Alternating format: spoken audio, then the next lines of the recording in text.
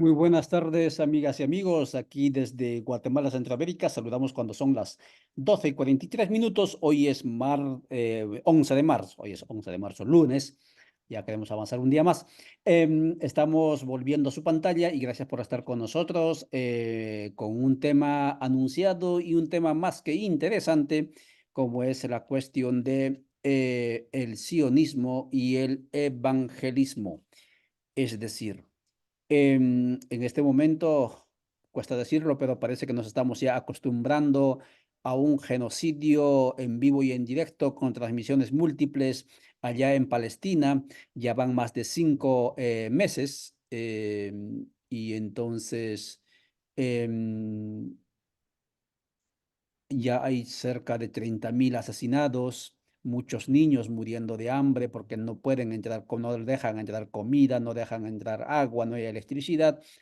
Y claro, el que está ejecutando este genocidio es nada menos que el Estado de Israel, que por alguna fuerza sobrenatural se siente convocado, invocado, llamado a ejecutar esta acción inhumana. Y en ese contexto, Netanyahu, el presidente, primer ministro Benjamín Netanyahu, hace algunos años atrás, tal vez como el año pasado, tal vez fue, cuando dijo que los evangélicos eran sus mejores amigos y en el mundo hay cerca de 700 millones de evangélicos en el país, en este caso circunstancial donde estoy, deben haber alrededor de, si no es el 40, el 60% de la población es evangélica.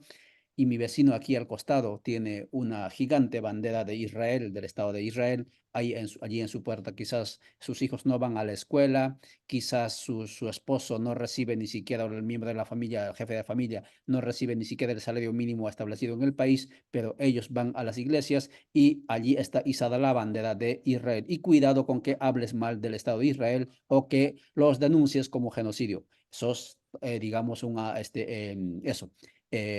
ateo que está atentando a un designio divino. Estamos con Claudio Ramírez, él es teólogo, él nos ha acompañado ya en varias oportunidades y siempre la audiencia ha quedado muy agradecido por sus reflexiones y con él hablaremos de ello. Claudio, por favor, salude a la audiencia y comenzamos de esta manera cuando son 12:46 minutos esta tertulia y bienvenido a Radio Victoria, la voz de los pueblos. Ollantay, muchas gracias por ser convocado nuevamente. Un saludo a todos los radio oyentes de Radio Victoria, en especial a las hermanas y los hermanos de la querida Guatemala. Así que agradezco de nuevo poder estar presente en este espacio vital para la comunicación. Muchas gracias, Claudio. De entrada, Claudio, ¿qué tenemos que entender cuando escuchamos la palabra o el término sionismo? ¿Quiénes son los sionistas? ¿Y qué tenemos que entender por la palabra evangelismo y quiénes son los evangélicos? Bien, Ollantay, sionismo y evangelismo, como es la propuesta para esta charla, en esta tertulia, eh, no es un binomio que se haya dado ahora, ni tampoco una realidad que se haya construido en estos últimos tiempos, sino que es una realidad que viene ya construyéndose a partir del siglo XIX, sobre todo manifestándose en el siglo, a finales de ese siglo, del siglo XIX, y en el siglo XX ya tomó cierta postura más radical, por decirlo así. Cuando nosotros nos preguntamos cuál es este proceso, bien vos lo habías nombrado a Natanayu, que habla de la amistad con el evangelismo, eh, nosotros tenemos que entender que esa amistad, o cuando hablamos de una amistad, siempre hay procesos de encuentro. Y lo que nos interesa un poquitito analizar en esta primera pregunta sobre sionismo y evangelismo es sobre los procesos históricos que se fueron dando en este entramado de relaciones. Sobre todo porque hay que entenderlo de la base que no es una totalidad en amistad con otra totalidad, sino es una parcialidad que se hizo amiga de otro tipo de parcialidades, ¿no? El sionismo no es todo el mundo judío y el evangelismo no es todo el mundo protestante, ¿no? Ni todos los evangélicos piensan iguales. Entonces tenemos que hablar de cuál de estas parcialidades han ido desarrollando este binomio evangelismo-sionismo. Nosotros tenemos que entender que a finales del siglo XIX en Inglaterra ha surgido una idea base que es la que podemos sustentar como la idea que va a favorecer esta relación entre el sionismo y el evangelismo. Eh, la idea es sobre todo que era necesario que el pueblo de Israel volviera a su lugar natal, ¿no? Es decir, a su tierra natal, ¿no?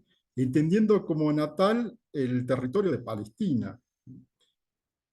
Esto ha generado dentro del mundo evangélico la postura de que había que favorecer y estar de acuerdo con los procesos históricos que ayudasen de alguna forma a que el pueblo de Israel vuelva a su tierra natal, que sería Palestina. Eh, este evangelismo que empieza a surgir en Inglaterra prontamente empieza a tener asidero político, ¿no? Sobre todo nosotros podemos hacer referencia a a la declaración de Balfour. Balfour es un teniente inglés que le pide al primer ministro que la corona inglesa ayude de alguna manera a desarrollar los caminos de retorno del mundo judío a Palestina. Estamos hablando del 1817 y que dicho pedido se hace un poco efectivo en el 1843. Pero ¿dónde es que toma relevancia esta declaración de Balfour?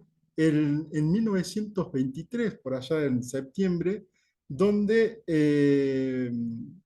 se establece eh, el pedido formal ante Palestina del regreso del pueblo judío hacia esa región, tomando en cuenta, claro, que iban a ser vecinos, estados vecinos, ¿no? Y que dicho proceso se daría con con la conformación de ambos estados, el Estado de Palestina y el Estado de Israel. Ahora, eso es lo que nosotros vamos a denominar del sionismo, como el pedido de cierto grupo del judaísmo por tener un Estado. Y por otro lado, el evangelismo va a ayudar a ese pedido también en el sentido de que esta idea madre que tiene el evangelismo de que el pueblo judío retorne a su tierra natal para comenzar, por así decirlo, el retorno del Mesías. Es decir, que de fondo hay una idea milenarista, pero no tan concretamente milenarista, porque el evangelismo que va a proponer esto va a pensar que es necesario en la construcción histórica que se conforme el Estado de Israel, para luego favorecer de una manera escatológica el retorno del Mesías. Es decir, que el Mesías no puede retornar si es que el pueblo judío no ha retornado a su tierra natal. Esto ha conformado posteriormente a lo que se va a llamar a partir de la segunda década del siglo XX del sionismo cristiano.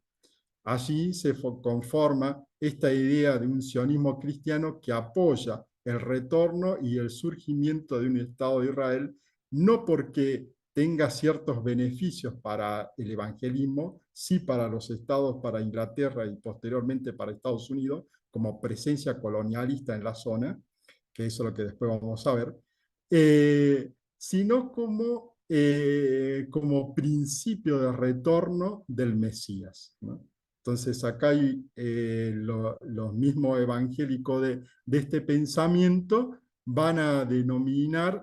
se van a denominar premilenarista. ¿Por qué? Porque tiene que haber una condición previa para que surja se acontezca el sentido milenarista. Claro que esto surge de sectores fundamentalistas del evangelismo de mediados y finales del siglo XIX. Muchas gracias, Claudio Ramírez, teólogo desde Salta, desde la provincia de Salta, de Argentina. Él es profesor en el área de teología, lo hemos tenido aquí por Guatemala también, y siempre dispuesto a acompañar y reflexionar con nosotros. Gracias por dejarnos esas concepciones medianamente claras, y para nuestros seguidores que no están adentrados en el tema de teología, este contenido va a estar también en YouTube para que lo puedan ustedes volverlo a escuchar.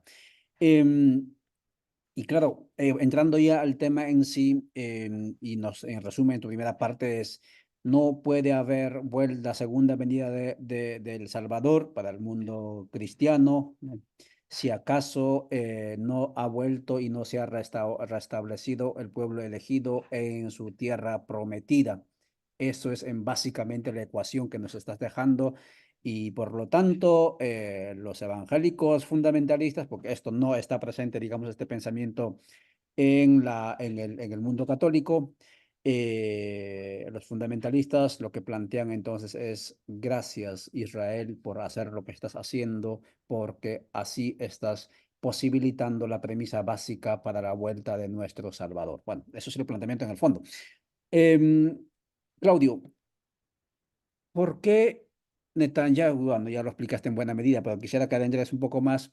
¿Por qué esta afirmación de que los evangélicos son los mejores amigos de Israel? Porque uno dice, incluso pues, desde la perspectiva católica, pero también imagino desde la perspectiva evangélica, quienes asesinaron al Mesías y quienes no creen en el Mesías son los judíos, bíblicamente hablando, junto con los romanos, obviamente, pero son los judíos. Y entonces, ¿cómo es que al verdugo de su Mesías pueden darle tanta pleitesía como lo dijo Netanyahu? Gracias, Yantay, por la pregunta. Sabes que el fundamento de fondo lo que está jugando es un fundamento teológico. La amistad que hablábamos hace rato no se da por relaciones fraternas, ni tampoco por relaciones de conveniencia, sino se da por relaciones, por pensamiento teológico, un fundamento teológico. Dicho fundamento teológico le sirve al sionismo judío para sostener sus avances colonialistas en la región. Por eso es necesario esta mirada. Ahora, ¿en qué consiste, perdón, en qué consiste este fundamento teológico que le sirve al sionismo judío? Consiste primero en aclarar que eh, el proceso histórico de Israel puede ser fundamentado por la Biblia. Entonces, ¿qué hace el evangelismo? Dice, a diferencia después de ciertos fundamentalismos que van a fundamentar su mirada teológica a partir de los escritos de Calvino y Lutero, que tanto Calvino y Lutero no están de acuerdo en proceso de continuidad, ¿no?, entre Israel y la Iglesia. No estaban tanto de acuerdo. Ahora, lo que hace este fundamentalismo, sobre todo lo que llamamos teología dispensacionalista, el término dispensacionalista o dispensación viene del griego oikonomnata, que significa administrar. ¿Qué tienen ellos en la cabeza, el fundamento teológico? Van a decir, bueno, Dios es el que administra la historia. No es un Dios que deja al libre albedrío los procesos históricos. Al contrario, es Dios quien va administrando los procesos históricos. Por lo tanto, esos procesos históricos que administra Dios tiene que ver con una continuidad con el pensamiento judío del Antiguo Testamento, el pensamiento de Israel y el pensamiento del Nuevo Testamento, que después va a conformar las iglesias, ¿no?, las iglesias cristianas. Entonces, ¿qué dice el dispensacionalista? En estos procesos hay más continuidad que discontinuidad. La discontinuidad va a decir, es una diferencia, nosotros nos diferenciamos la iglesia del pueblo de Israel, pero cierta diferencia no implica que entre ellos haya separación, como lo planteaban en algunos puntos Lutero y el mismo Calvino. Al contrario, dice, hay dos procesos de los cuales Dios ha querido y que actúa de la misma manera como actuó en el pueblo de Israel, actúa en el pueblo nuevo que es la iglesia.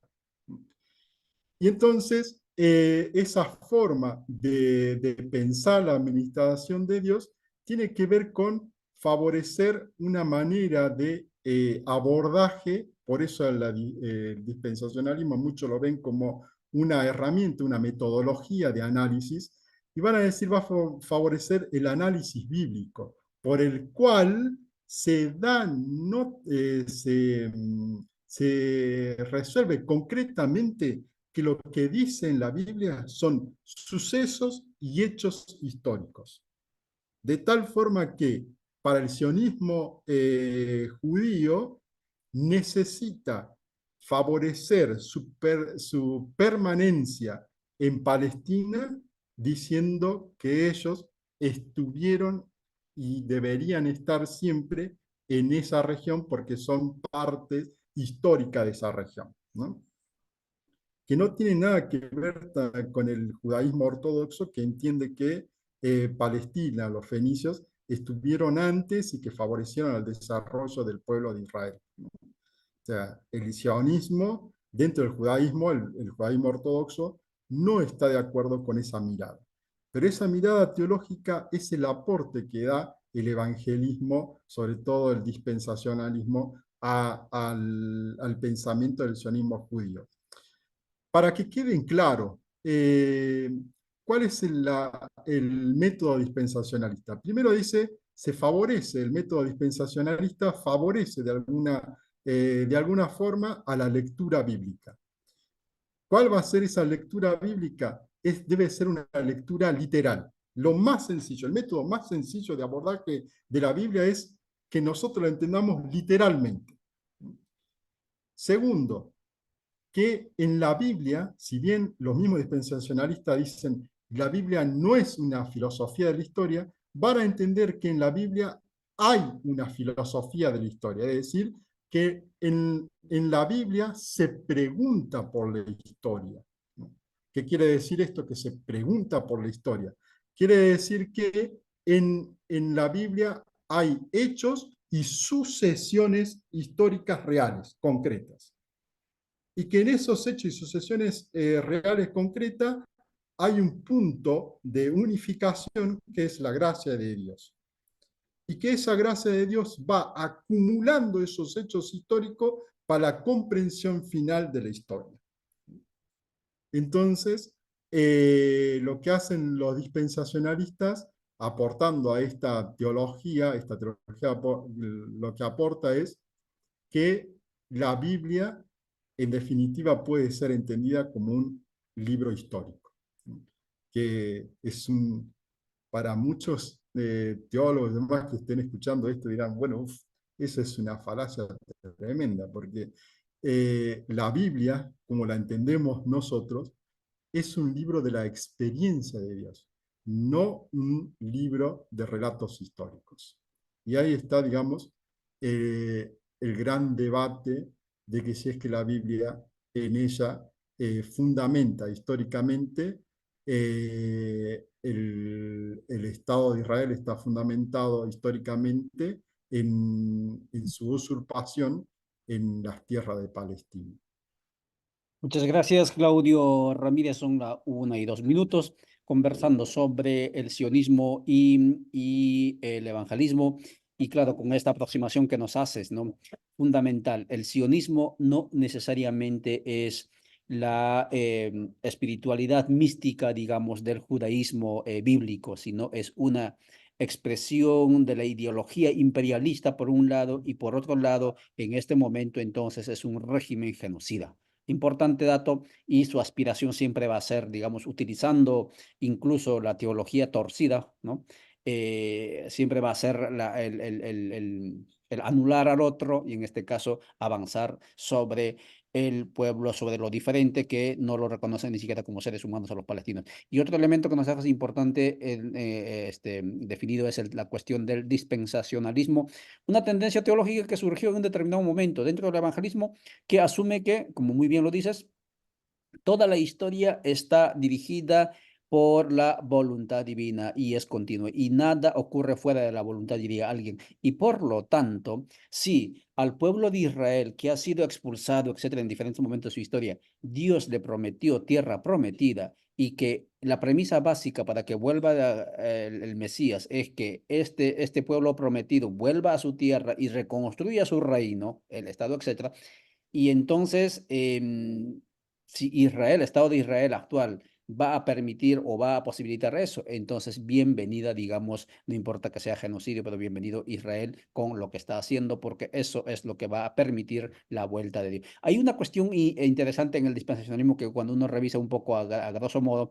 habla de dos venidas de Jesús. Primera venida, dice, vendrá de manera un tanto así camuflada, ¿no? Habrá 7 años de paz y luego vendrá la venida final, ¿no? Hay una cuestión que allí no, tampoco no tiene un fundamento bíblico porque la Biblia no habla de dos venidas, pero bueno, son elementos que está allí en el dispensacionalismo. Claudio, para ir cerrando, el dispensacionalismo, el evangelismo y todas las personas de buena voluntad no entran en una contradicción moral en este momento cuando se dan cuenta que todo este pensamiento un tanto, no vamos a llamarlo truculento, pero sí lleva a este genocidio en los hechos. Lo que está haciendo es sufrimiento jamás antes visto en la humanidad. No los pone así como que, pues, no sé si los hace retroceder, pero los pone así fríos. ¿Cómo lo es? Bueno, Yantay, es verdad, debería ponerlo. Pero ¿por qué no? Porque juega de fondo una estructura mental que hace posible justificar esos hechos, ¿no? Eh, es decir, lo que ya se hablaba también en la Segunda Guerra Mundial sobre la banalidad del mal, acá sucede, digamos, por la gloria de Dios, ¿no? El mismo término de banalidad de mal utilizado posteriormente del Holocausto es lo que nosotros podemos llamar en esta teología dispensacionalista de la gloria de Dios. Es, un, es algo tremendo que hay que decirlo. ¿Pero por qué? Porque juega con una estructura mental. Primeramente, la teología le dice a la gente, Dios, como es el que administra la historia, pone en determinados tiempos, manifiesta su voluntad. Paso segundo, debería de aparecer la responsabilidad del hombre. Entonces, Dios manifiesta su voluntad, paso segundo, debe haber una responsabilidad del hombre. Ahora, el hombre ante dicha voluntad no puede asumirla totalmente. Entonces, ¿qué es lo que viene? El fracaso. Y entonces van a denotar que los fracasos históricos son porque el hombre no supo conllevar esa administración de Dios, su voluntad de Dios en la historia. Entonces viene un fracaso. Ante el fracaso viene el juicio. El juicio tiene característica de la ira de Dios. Por lo tanto, ante el fracaso no estamos frente al Dios de Jesucristo, el Padre bondadoso que viene, al que se equivoca lo abraza y demás, sino no, estamos frente a la justicia y frente a la ira de Dios que de esa manera tiene que solucionar el fracaso histórico. ¿Cómo lo justifica? Con una intervención divina que después esa intervención se manifiesta en hechos trascendentales. Entonces, ¿cuál es el hecho trascendental en esta perspectiva sionista? Es justamente el Estado de Israel. Es la manifestación, el Estado de Israel, contra todos los fracasados de la historia que no estuvieron a la altura de la voluntad de Dios. Por lo tanto, el Estado de Israel se hace el garante de la justicia, la ira de Dios contra todos los fracasados de la historia. Sobre todo contra el fracaso de Palestina, quienes invadieron en algún momento el supuesto lugar del Estado de Israel y quienes no adoran al mismo Yahvé. Tremenda conclusión, Claudio, lo que deja usted en este contenido. La ira de Dios manifestada en la acción del Estado sionista de Israel como esa, digamos, solución al fracaso del resto de la humanidad, ¿no? eh, Fatal y tremendo.